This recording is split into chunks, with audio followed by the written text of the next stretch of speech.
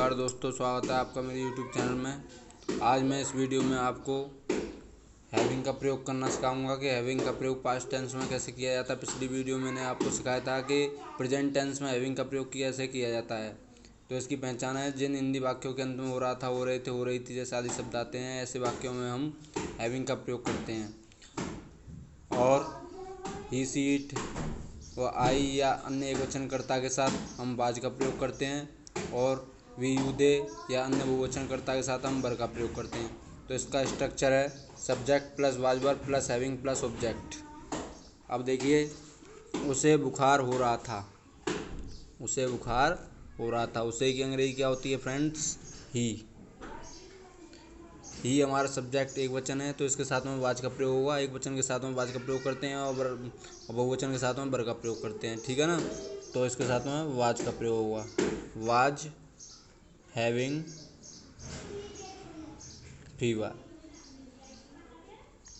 उसे बुखार हो रहा था। ही वाज हैविंग फीवर, उसे परेशानी हो रही थी।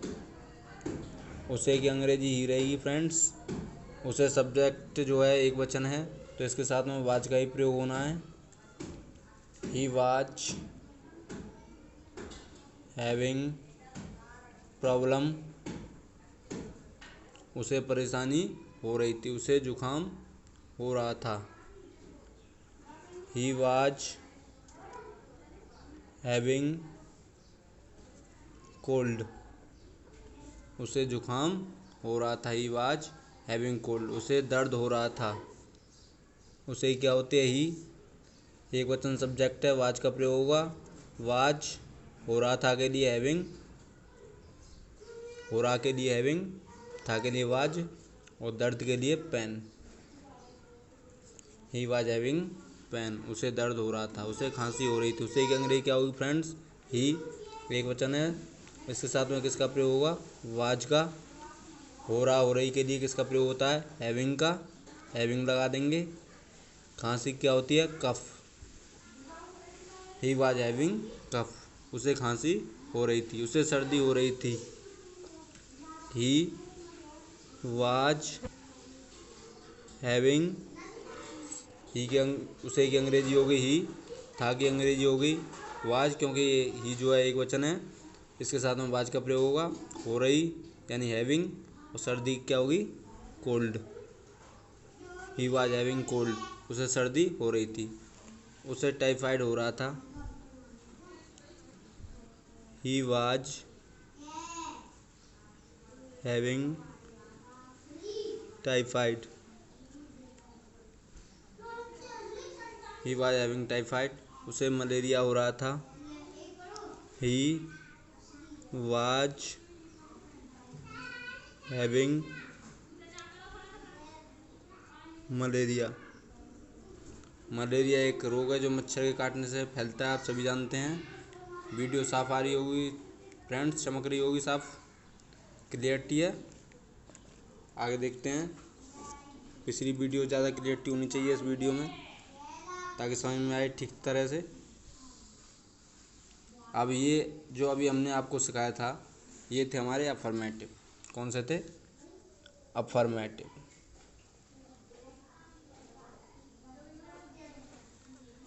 अब हम आपको सिखाएंगे नेगेटिव, हैविंग के नेगेटिव सेंटेंस। तो अफर्मेटिव आपके समझ में आए होंगे। अब नेगेटिव देखिए।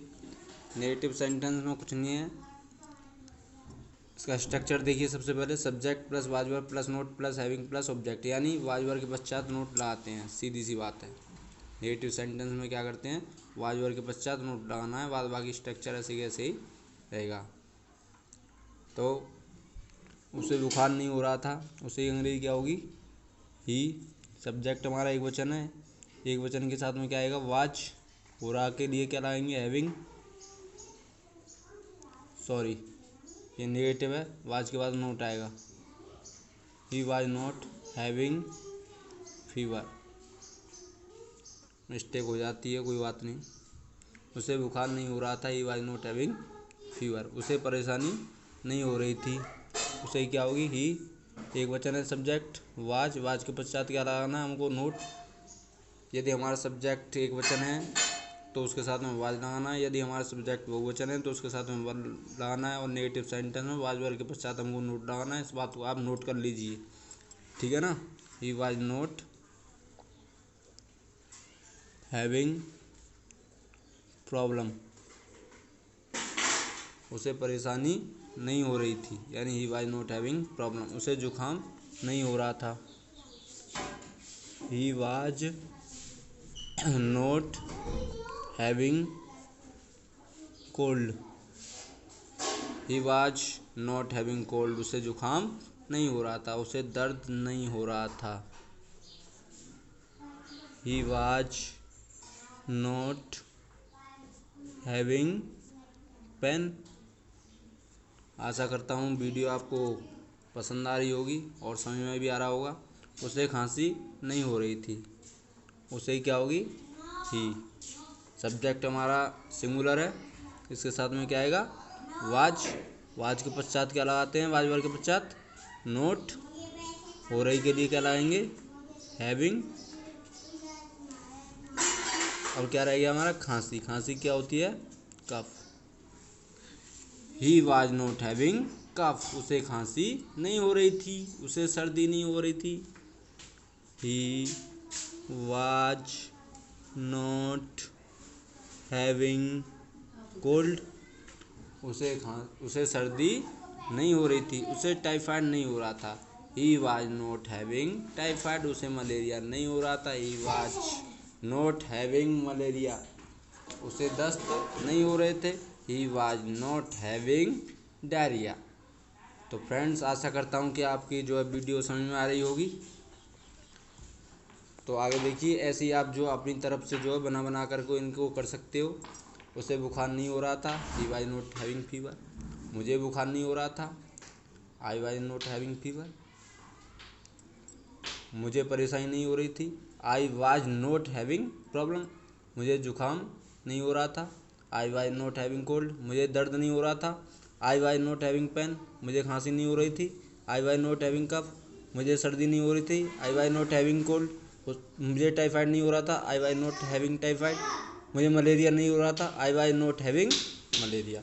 ठीक है फ्रेंड्स, ऐसे ही आपको इसी तरह से बनाना है। अब मैंने इसमें इसे जो है ही में बनाया है, आप आई में बना के देखिए। सब्जेक्ट को जो आएगी यहाँ पर उसे की जगह मैं करके देखिए, फिर बी में बना के देखिए, फिर यू में बना के देखिए, ताकि आपके जो है ठीक प्रकार से ये जो है वीडियो और ये जो है हैविंग का यूज जो करना समझ में आ सके, ठीक है ना। और जो कोई भी आपको परेशानी हो मुझे कमेंट कीजिए, ताकि मैं उसमें और सुधार कर सकूं। आगे देखिए अब इसका इंटरोगेटिव सेंटेंस। अफर्मेटिव हमने अभी आपको बता ही दिया है, नेगेटिव भी बता दिया। अब इसका इंटरोगेटिव देख लेते हैं। इंटरोगेटिव में क्या है, रूल नंबर क्या लिख रहा है ये, यदि वाक्य क्या शब्द से प्रारंभ हो यानी शुरू हो तो वाक्य में सबसे पहले सब्जेक्ट के अनुसार वाज या वर लगाते हैं। यदि हमारा सब्जेक्ट जो है एक वचन है तो उसके साथ में सबसे पहले वाज लगाएंगे सहायक क्रिया। यदि हमारा सब्जेक्ट जो बहुवचन है तो वहाँ पर वर लगाएंगे। केवल यही अंतर है और कुछ नहीं है। तो इसका स्ट्रक्चर देखिए, was verb plus subject plus having plus object, ठीक है ना। तो ट्रांसलेशन देखिए, कुछ एग्जाम्पल इसके, क्या उसे बुखार हो रहा था, तो ये क्या है, हमारा सब्जेक्ट क्या है, ये उसे। तो जब प्रारंभ में आता है, जब शुरू में आता है, तो हम क्या की कोई अंग्रेजी नहीं लगाते हैं, चाहे हमारा कोई सा भी सेंटेंस हो, चाहे कोई सा भी टेंस हो। आप इस बात को अपने दिमाग में नोट कर लें।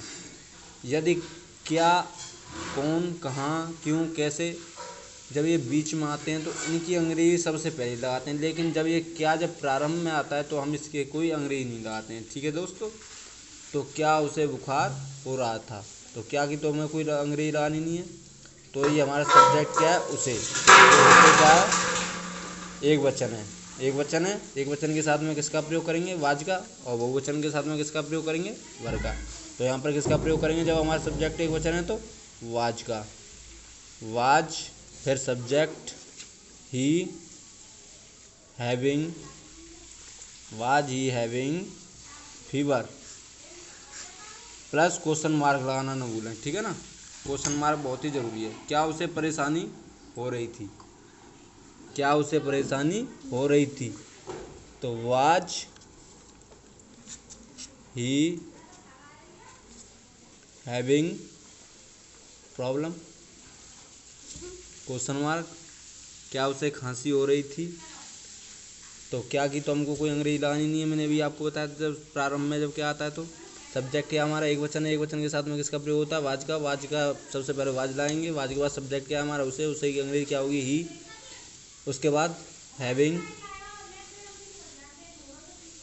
कफ plus question mark. Was he having cough, क्या उसे खांसी हो रही थी? ऐसे ही आप जो अपनी तरफ से बना के देखिए। क्या मुझे बुखार हो रहा था? तो वाज आई हैविंग फीवर। क्या मुझे परेशानी हो रही थी? Was I having problem. क्या मुझे खांसी हो रही थी? वाज आई हैविंग कफ। अब देख लेते हैं इंटरोगेटिव प्लस नेगेटिव वाक्य। ठीक है फ्रेंड्स, तो रूल नंबर 2 देखिए, इंटरोगेटिव प्लस नेगेटिव वाक्यों में सब्जेक्ट के पश्चात नोट लगाते हैं, यानी सब्जेक्ट के बाद नोट लगाते हैं। ये हर सेंटेंस का रूल है, ध्यान रखना। चाहे वो प्रेजेंट इंडेफिनिट हो, चाहे प्रेजेंट कंटिन्यूअस हो, चाहे कोई सा वो XYZ। जब भी हम इंटरोगेटिव में नेगेटिव जो बनाते हैं तो हम जो उसमें सब्जेक्ट के बाद ही नोट लगाते हैं। इस बात को आप जो नोट कर लीजिए। ठीक है फ्रेंड्स, तो इसका स्ट्रक्चर देखते हैं। Was verb plus subject plus note plus having plus object plus question mark. तो वही बात पड़ी, सब्जेक्ट के पश्चात ही नोट लगाया है। क्या उसे बुखार नहीं हो रहा था? तो क्या जब प्रारंभ में आता है तो उसकी कोई अंग्रेजी नहीं लगती है। तो हमारा सब्जेक्ट क्या है? उसे। उसे क्या है? एक वचन है। तो एक वचन के साथ में किसका प्रयोग होता है? वाज का। बहुवचन के साथ में किसका प्रयोग होता? वर का। यदि यहाँ पर उसे की जगह हमको होता तो हम जो किसका प्रयोग करते? वर का प्रयोग करते। अब जब हमारा जो सब्जेक्ट है वो एक वचन है तो हम किसका प्रयोग करेंगे? वाज का प्रयोग करेंगे। वाज, उसे की अंग्रेजी ही। नॉट, सब्जेक्ट के पश्चात नोट लगाना, was he not having fever question mark. Was he not having fever, क्या उसे बुखार नहीं हो रहा था? क्या उसे परेशानी नहीं हो रही थी? तो क्या प्रारंभ में आता है तो क्या कोई अंग्रेजी नहीं लगानी है। सब्जेक्ट क्या हमारा? उसे। उसे क्या है? एक वचन है। एक वचन सब्जेक्ट के साथ में किसका प्रयोग करेंगे? वाज का प्रयोग करेंगे। वाज ही, सब्जेक्ट के पश्चात क्या लगाना है हमको? नोट लगाना है, क्योंकि इंटरोगेटिव प्लस नेगेटिव वाक्य बना रहे हैं हम। Was he not having problem question mark. क्या उसे खांसी नहीं हो रही थी? तो सब्जेक्ट हमारा वही एक वचन ही चल रहा है तो उसके साथ में वाज, उसे अंग्रेजी ही सब्जेक्ट है ही। उसके पश्चात लगाना हमको नोट, क्योंकि हमारा ये इंटरोगेटिव प्लस नेगेटिव है तो इसलिए सब्जेक्ट के पश्चात नोट लगाते हैं इंटरोगेटिव नेगेटिव वाक्यों में। Not having cough, was he not having cough, क्या उसे खांसी नहीं हो रही थी? क्या मुझे बुखार नहीं हो रहा था? तो was I not having fever, क्या मुझे परेशानी नहीं हो रही थी? Was I not having problem, क्या मुझे खांसी नहीं हो रही थी? वाज आई नॉट हैविंग कफ। तो इसी प्रकार से आप जो है अपनी इच्छा के अनुसार जो है वाक्य बना के देखिए। 10 वाक्य 20 वाक्य जितने भी आप बना सकते हैं वो आपके लिए ही बढ़िया है। जितने आप वाक्य बनाओगे ज़्यादा से ज़्यादा उतनी अच्छी तरह से ये आपको वीडियो पसंद समझ में आएगी और ये हैविंग का प्रयोग करना भी उतना ही ज़्यादा जो आपके लिए महत्वपूर्ण होगा और ज़्यादा से ज़्यादा आपकी समझ में आएगा।